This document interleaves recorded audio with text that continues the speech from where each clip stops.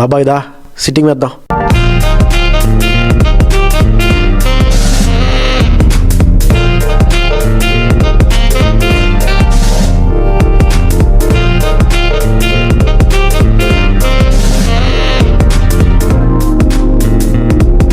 This is Vizag Fun Talks. It's not a podcast, it's a fun cast. నమస్తే, Vizag fun talks మరో పాడ్కాస్ట్కి స్వాగతం సుస్వాగతం. Vizag perspectives అనే podcast సిరీస్లో ఇది నెక్స్ట్ది. ఆ ముందు పాడ్కాస్ట్లో మనం ట్రాఫిక్ చూసాం, ట్రాఫిక్కి కొంచెం ఏం చేస్తే యాక్సిడెంట్స్ తగ్గించవచ్చు అనేది చూసాం. ఇప్పుడు వచ్చే అంశం ఏంటంటే డ్రైనేజ్.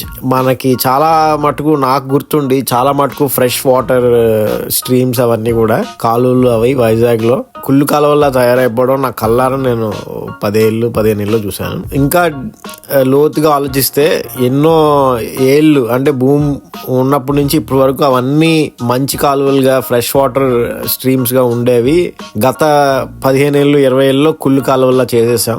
ఇది ఎంత దిగ్భ్రాంతి చెందాల్సిన విషయం అనేది అందరూ ఆలోచించాలి. అలా పెరుగుతున్న కొద్దీ అన్ని కుళ్ళు కాలువలు చెత్తలా చేసేస్తే ఇంకా ఫోటోల్లో పైన లాంగ్ షాట్స్ లో బాగుంటుంది, కానీ అక్కడ గ్రౌండ్ లో దిగితే ఆ కంపు, దోమలు, ఈగలు ఇవన్నీ చాలా చండాలంగా ఉంటుంది. ఇప్పుడు బాంబేలో మొన్న ఫడ్నవీస్ గారు 95% ఆఫ్ ది సీవేజ్ వాటర్ అంతా డైరెక్ట్ సీ వెళ్ళిపోతుంది, అది ఇప్పుడు మేము ట్రీట్ చేస్తాం 5 years లోని ఇప్పుడు చెప్తున్నారు. బాంబే ఇంత పెద్దది అయిపోయాక వైజాగ్ కూడా అలాగే చేస్తే ఇంకొక కంపు సిటీ మనం తయారు చేసినట్టు అవుతుంది. మన పోనీ ఈ రెసిడెన్షియల్ ఏరియాస్ లో పెద్ద పెద్ద ఇండస్ట్రీస్ వల్ల ఏమైనా వచ్చేస్తున్నాయంటే కాదు, అవన్నీ రెసిడెన్షియల్ ఏరియాస్ నుండి వచ్చే సీవేజే వాటర్ డైరెక్ట్ గా డ్రైన్స్ లో కాలువల్లో కలిపేయడం వల్ల అవన్నీ చెత్త కాలువల్లో అయిపోతున్నాయి. అందుకని ఆ నెట్వర్క్, ఆ పైప్స్ అవి ఒకటి చాలా జాగ్రత్తగా చూసి ట్రీట్మెంట్ ప్లాంట్కి వెళ్ళేటట్టు, ఇండివిజువల్ కనెక్షన్స్ ఏవి డైరెక్ట్ స్టామ్ వాటర్ కాలువలకు వెళ్ళకుండా ఉండేటట్టు చూస్తే చాలా ఉపయోగం ఫ్యూచర్ జనరేషన్స్కి, వాళ్ళకు కూడా.